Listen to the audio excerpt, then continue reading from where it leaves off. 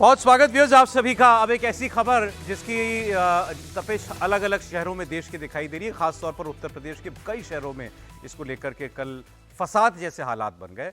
आपको याद होगा यति नरसिम्हानंद व्यक्ति का नाम आपने सुना होगा। ये एक खुद को संत कहते हैं। गाजियाबाद में एक मंदिर है डासना में, वहाँ उसमें ये रहते हैं और अपने विवादित बयानों के लिए खास तौर पर मुसलमानों के ऊपर, इस्लाम के ऊपर ये चर्चा में हमेशा रहे हैं। पहले भी ये इस किस्म की बातें कह चुके हैं जिससे मुसलमानों के भावनाएं आहत हुई थी। अच्छा, इसके ऐसा नहीं है कि वहां से प्रतिक्रिया नहीं होती, इनकी हत्या तक की कोशिश हो चुकी है। मंदिर में दाखिल होकर कुछ लड़कों ने किसी और का गला रेत दिया था इनको समझ करके। तो ये सब कुछ हुआ है। अब इन्होंने एक नया बयान दे दिया है। बयान आपत्तिजनक है इसलिए हम आपको सुना नहीं सकते, लेकिन फिर इस्लाम और प्रॉफेट मोहम्मद, यह बयान पिछले 2-3 दिनों से चल रहा है। जगह जगह फोन पर, सोशल मीडिया पर यह पहुंच रहा था। अब इसको लेकर के मुस्लिम समुदाय के अंदर नाराजगी तो थी ही।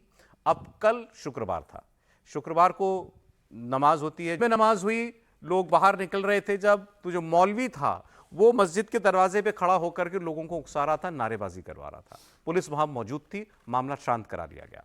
शाम की नमाज हुई, लोग फिर बाहर निकले, पुलिस तब भी बाहर खड़ी थी, लेकिन उस वक्त यह भीड़ हिंसक हो गई।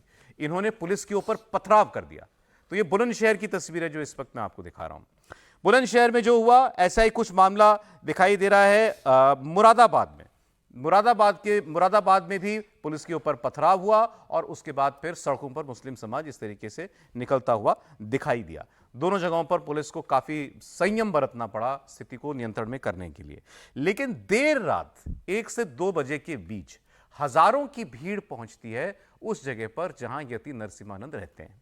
गाजियाबाद का डासना, वो जो मंदिर है, देवी का मंदिर है, उसके बाहर हजारों की तादाद में लोग जमा हो गए और खुलकर नारे लग रहे थे, सरतन से जुदा, सरतन से जुदा के। पुलिस वहां भी पहुंची, भारी प्रशासन का अमला वहां पर पहुंचा, स्थिति को शांत कराया गया। हिंसक हो सकती थी स्थिति, लेकिन ऐसा कुछ वहां पर नहीं हुआ। लेकिन यह माहौल लगातार बिगड़ता जा रहा है। अब महाराष्ट्र में अमरावती में देखिए क्या हुआ। अमरावती में मुसलमान लोग थाने में गए शिकायत दर्ज कराने के लिए और थाने के ऊपर ही पथराव कर दिया। पुलिस वालों को ही मारना पीटना शुरू कर दिया। इसमें आधा दर्जन पुलिस वालों को चोट पहुंची है। असदुद्दीन ओवैसी इस वक्त हैदराबाद में शिकायत दर्ज कराने के लिए पहुंचे हैं यति नरसिम्हानंद के खिलाफ, उनकी गिरफ्तारी को लेकर के। और उनका कहना है कि ये पहले भी ऐसी ही बातें कर चुके हैं, इनके ऊपर सख्त कार्रवाई होनी चाहिए। तो इसमें 2 पहलू हैं। पहला, यह आपत्तिजनक बयान, और दूसरा, इसको लेकर मुस्लिम समुदाय का जो हिंसक रवैया सामने आया। दोनों पर बात करेंगे। आप सुनिए इस वक्त असदुद्दीन ओवैसी को।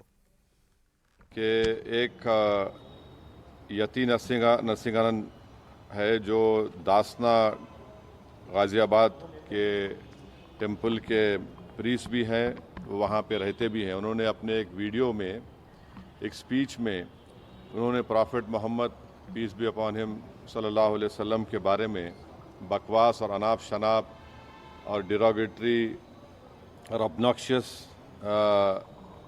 लैंग्वेज और हाईली कंडेमनेबल अल्फाज का इस्तेमाल किया प्रॉफेट मोहम्मद सल्लल्लाहु अलैहि वसल्लम के बारे में। उसमें मैं पूरा पढ़ के सुनाना मैं ज़रूरी नहीं समझता हूँ, मगर जो गंदगी और बेहूदगी की किस्म की जो बातें उन्होंने की है, जिसमें उन्होंने कहा कि मैं हिंदुओं से अपील करता हूँ कि दशहरा के दिन आप जो है प्रॉफेट मोहम्मद सल्लल्लाहु अलैहि वसल्लम के एफिजी बनाकर आप उसको बंद करिए। उसमें और दूसरे 4-5 चीज़ें भी हैं जो मैं नहीं समझता कि दोहरा सकता हूँ मैं यहाँ पर, मगर हम अपने रिटर्न रिप्रेजेंटेशन में लिख कर दिए, इसलिए लिख कर दिए ताकि जो उनका कंटेंट है स्पीच का वो पुलिस को मालूम हो सके। आप लोग जानते हैं कि ये यति नरसिम्हानंद इससे पहले भी हेट स्पीच में अरेस्ट हुए, जेल को गए, और उनका एक बेल का कंडीशन ये भी है कि वो दोबारा इस तरह की बकवास नहीं करेंगे।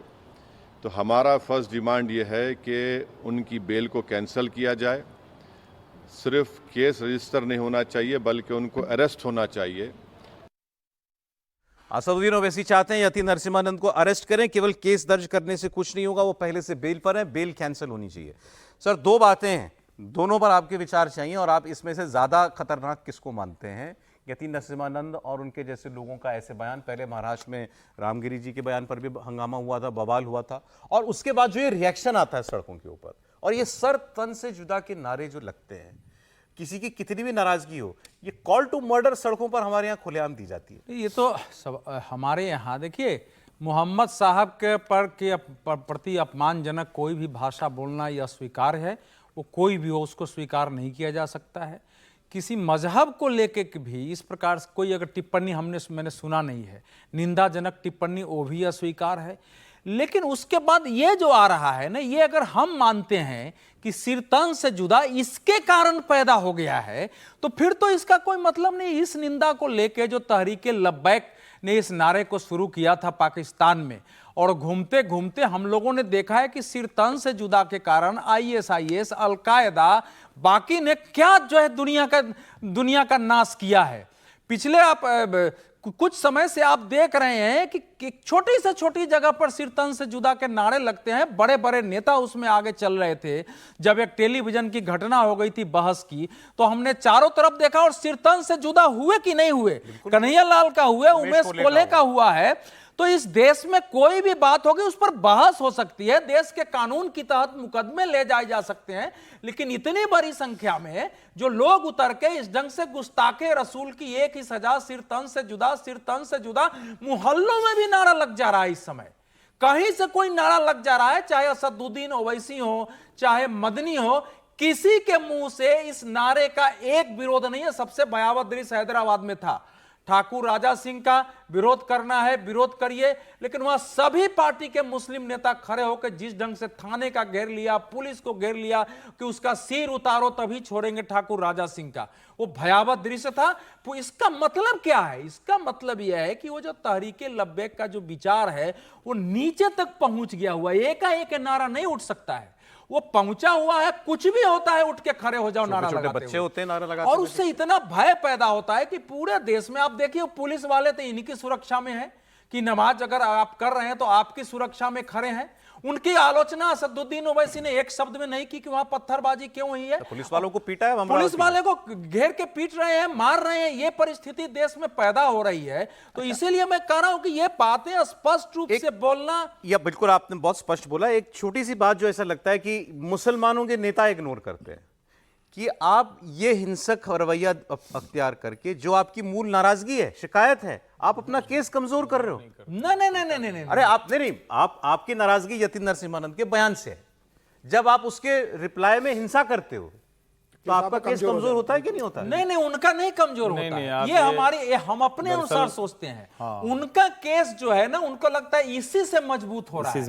यही उनका तरीका है, ये सच्चाई है स्वीकार करना। अगर नहीं होता तो मुझे एक बयान पिछले 3 सालों में बता दीजिए कि देश के किसी भी जिम्मेवार मुस्लिम नेता ने, जो RSS, BJP और फलाने का विरोध करते हैं, उसने इस नारे का जो है का विरोध किया हो उतर के कि ठीक है मैं इसके सड़क पर विरोध में हूं, ऐसे नारा नहीं लगना चाहिए।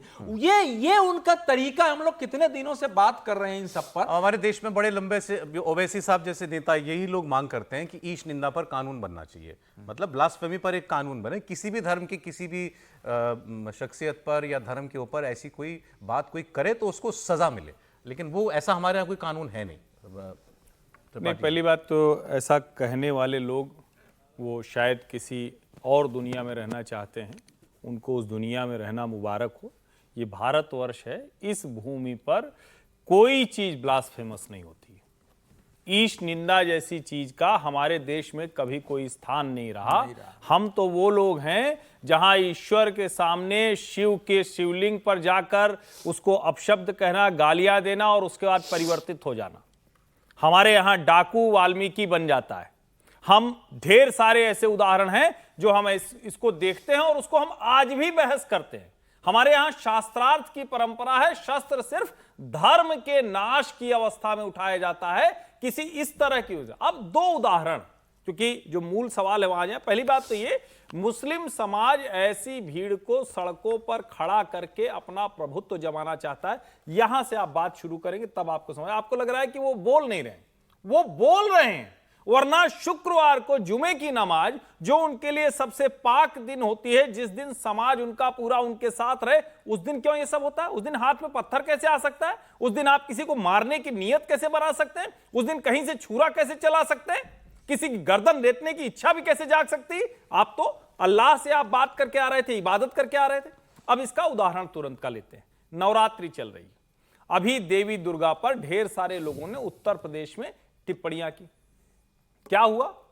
कोई उनके घर के सामने उनको जान से मारने नहीं गया। किया क्या किया? उस पुलिस को जिस जिस जिले में थे उसको एफआईआर कराई, या एफआईआर नहीं कराई तो सोशल मीडिया पर लिखा। लोगों का गुस्सा आया, उनमें से 3 लोग उत्तर प्रदेश में गिरफ्तार हो चुके हैं। अब कोर्ट उनको जमानत देगा कल को। अगर वो आदती अपराधी गए तो बार बार जेल में जाएंगे, अगर उनको यही अच्छा लगता है तो जेल में जाते रहेंगे।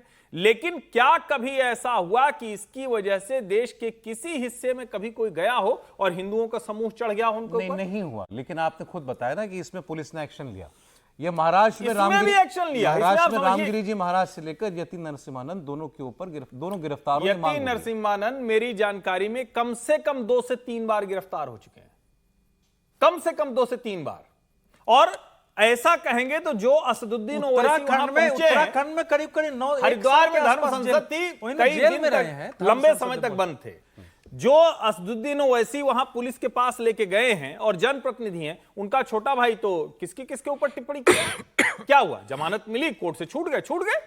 आप जब लोकतंत्र की बात करते हैं, आज के समय की बात करते हैं, 21वीं शताब्दी की बात करते हैं, बर्बर मध्ययुगीन सड़कों पर देख लेंगे, हम सर तन से जुदा कर देंगे, नहीं चलेगा। जो लोग ये कर रहे हैं वो इस समाज के अपराधी हैं। जो यति नरसिंहानंद जैसे लोग हैं उनके ऊपर भी कानून कार्रवाई करेगा, लेकिन ये लोग उसके अधिकारी नहीं है कि मंदिर पहुंच जाएंगे। मंदिर का क्या दोष है उसमें? मंदिर पर कैसे पत्थरबाजी हो जाएगी? मंदिर के ऊपर कैसे घुस जाएंगे?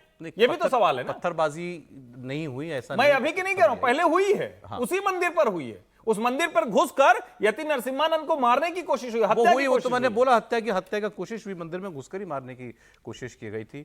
आप बताएं, जो बयान है, जो प्रोवोकेशन है, वो ज्यादा बड़ी बात है या जो रिएक्शन दिख रहा है? दोनों ही हैं, और मैं तो दोनों के साथ ही खड़ा नहीं होना चाहता। दोनों ही तकलीफ देते हैं। बयान दें, प्रोवोकेट करें हर दिन, और जैसे अभी चर्चा हुई कि 2-3 बार वो जेल जा चुके हैं, गिरफ्तार हो चुके हैं, तो इसका मतलब तो उनको आदतन अपराधी मानना चाहिए कि इस तरह की बात वो कर रहे हैं और बार बार नहीं समझ रहे। और यदि आप, उससे क्या हो रहा है कि आप हिंदू धर्म को भी बदनाम करने की कोशिश कर रहे हैं कि इस तरह की बात बार बार करेंगे और आप अपने आप को महामंडलेश्वर मानते हैं, कहते हैं, या माफ़ी चाहूँगा कि कोई कहेगा कि आप अपने आप नहीं मानते, यदि वो महामंडलेश्वर भी है, तो इस तरह की चीज़ों से बचना चाहिए, हर हाल में बचना चाहिए। ठीक है, इसमें मतलब कोई इवेंट बात या कोई लोग कह रहे हैं कि भाई है। कोई ऐसी बात क्यों? और दूसरा, जो लोग इस पर रिएक्ट कर रहे हैं वो तो किसी भी हाल में नहीं होना चाहिए, वो उससे भी बड़ी हिंसा कर रहे हैं ना। और ख़ास तौर से मैं जो हिंसा कर रहे हैं उससे ज़्यादा ओवैसी साहब जैसे बड़े जो एमपीज हैं, पॉलिटिकल लीडर हैं, उनसे समझता हूँ कि वो जब ये बयान दे रहे थे उसी समय कहते कि भैया ये जो कर रहा है वो गलत है, लेकिन आप ये मत कीजिए। वो कह नहीं सकते। नहीं, मैं तो अपनी बात कह रहा हूँ, मैं अपनी बात कह रहा हूँ। वो भी ये जानते हैं कि जो नारा लग रहा है उसका सैंक्शन है हमारे धर्म में। मैं ये कह रहा हूँ कि अपनी बात मैं कह रहा हूँ कि वो ओवैसी जैसे साहब को जोर से ताकत के साथ ये बात कहनी चाहिए कि भाई इस रास्ते पर हमको नहीं चलना चाहिए, और अब इसको बढ़ाते जाएंगे। मतलब आप कह रहे हो ओवैसी जी अहिंसा के रास्ते पे चले? अहिंसा के रास्ते पे नहीं, लेकिन लोगों को समझाएं, उनकी बात सुनी जाती है तो वो बात करें, और वो बहुत कानूनी तरीके से, संविधान के तरीके से बात करते हैं। लेकिन जब ऐसा मसला आता है तो वो एक तरफ की बात करते हैं। इसलिए मैं ये उम्मीद करता हूँ, वो क्या करेंगे नहीं करेंगे, लेकिन ये जो भीड़ आकर कहीं पर भी पथराव करेगी, कहीं पर भी नारा लगाएगी सर तन से जुदा, ये तो किसी भी हाल में स्वीकार नहीं किया जा सकता। और इसको भी एडमिनिस्ट्रेटिव तरीके से देखना चाहिए।